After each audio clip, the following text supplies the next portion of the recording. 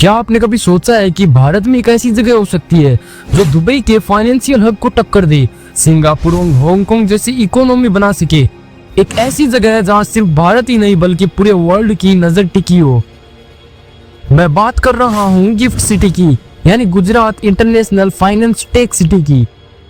लेकिन सवाल ये है, क्या ये वाकई भारत को बदल देगा या फिर ये भी सिर्फ एक पॉलिटिकल ड्रीम बनकर रह जाएगा।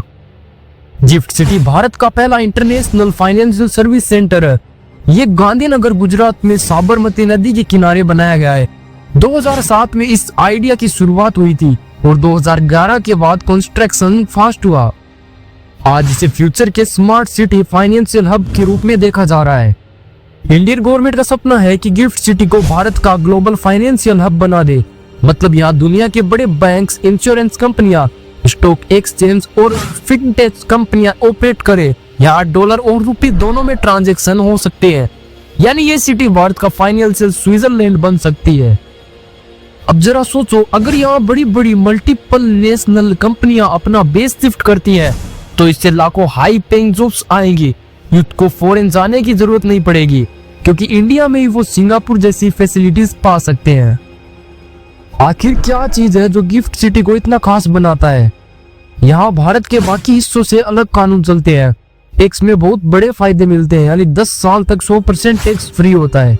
कंपनियों को कम रेगुलेशन में ही काम करने की छूट दी जाती है। यहाँ फॉरेन इन्वेस्टर्स को इंडिया में पैसा लगाने का नया गेटवे मिलता है।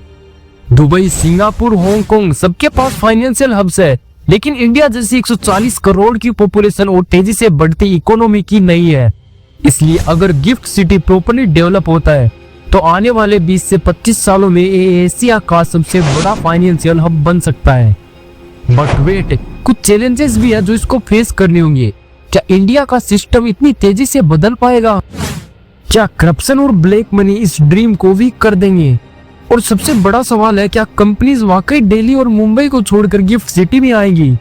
अब एक्सपर्ट मानते हैं कि गिफ्ट सिटी को फुल पोटेंशियल तक पहुंचने में कम से कम 10-15 साल लगेंगे।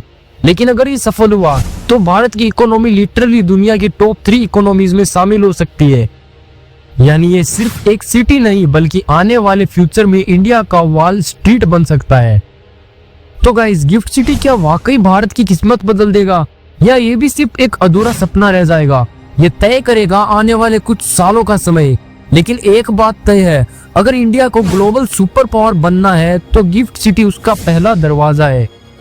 तो कमेंट में मुझे अपनी राय जरूर दे और मुझे कमेंट के अंदर बताएं आपको अगली वीडियो आखिर किस चीज पर चाहिए। और चैनल को सब्सक्राइब याद से कर लेना।